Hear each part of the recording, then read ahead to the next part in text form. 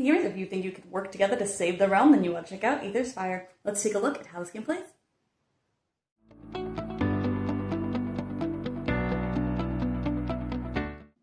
In this game, players are working together to try and build up all 4 of the element spires in order to defeat the Aether Fiends.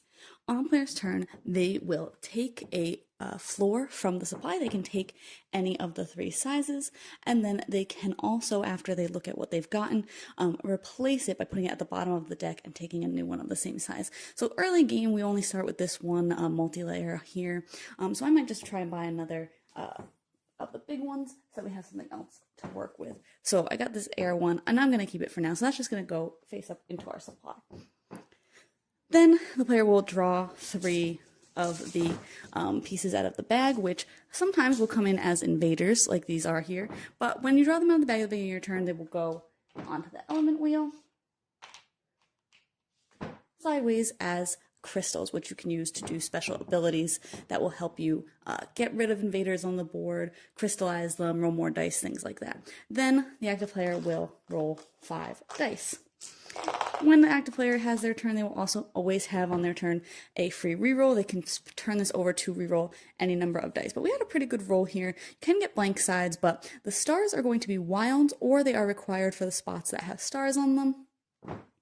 If I choose to build this here, I will also need wind for the wind spots, and some of them will have also additional things here. So I can have a wind and a water. So I could spend, for example, these 2 to build a pillar here.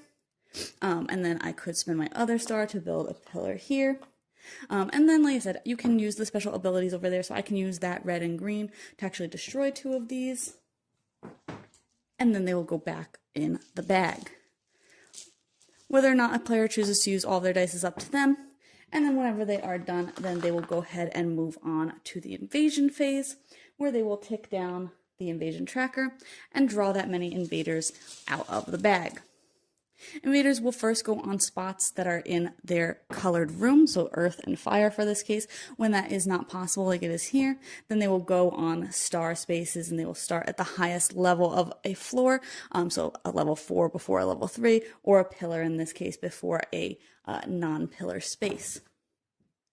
Players will continue to go around the table and take their turns doing their supply, gaining the crystals, rolling the dice, gaining a floor, building as much as they can and want to, and doing the invasion phase. While they trick down the invasion tracker here, they will also come across the Aether Fiends, which will put in new rules into the game, like having to pay extra for some of the special abilities, or they might have to put some of the invaders on certain spots over others, or they might have to roll less dice.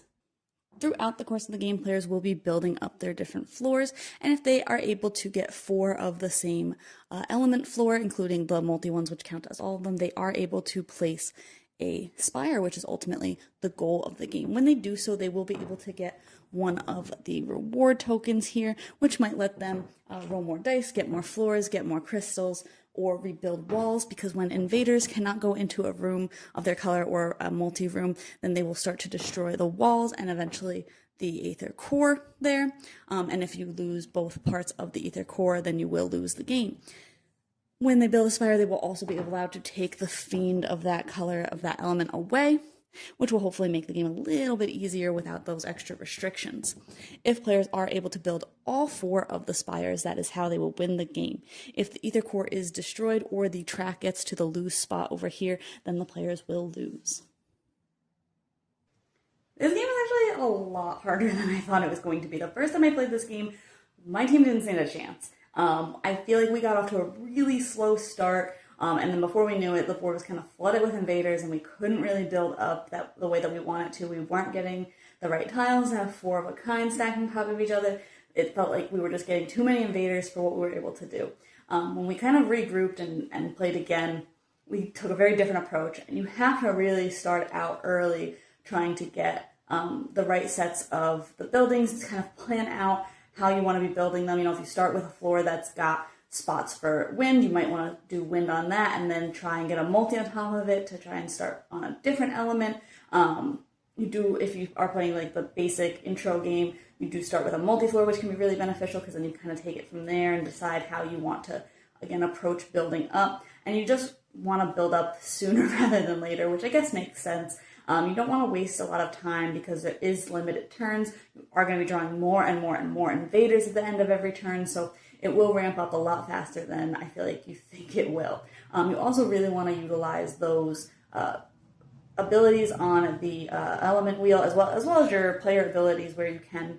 Some are definitely a little bit better than others, a little bit more versatile than others, I thought, but overall they all really come in handy on a player's turn to get more dice or flip dice to the sides that you need, or be able to draw more floors, things like that, or just even get crystals, which is so valuable because using those special abilities can really get you out of a tight pinch. And like I said, planning out those abilities too is huge. You really need to communicate with each other and say like, oh, we need to crystallize first so that we can get more of a certain color in order to do this other ability, and then destroy more things or spend them to get another room, things of that nature. So overall, I think that it does work really well, but relies very heavily on communication, which a lot of cooperative games do, so I guess that makes sense as well. Overall, I really like how the game looks as you're building up. I think stacking this up is really cool, and I do like that the rulebook even mentions that it's not a dexterity game. If something falls over, just put it back. I think that's also really important to keep in mind, because sometimes if you're just putting things out a little too fast, it can be a little bit wobbly, but I think that it looks really great on the table when you're building everything out, and overall it's just kind of a neat looking game. If you're somebody who likes cooperative games, if you like being able to communicate with each other, and you can really plan ahead in order to kind of combat the timing system of the game, then you definitely might want to check this one out. You can see my full thoughts on the blog today to decide if this one's for you.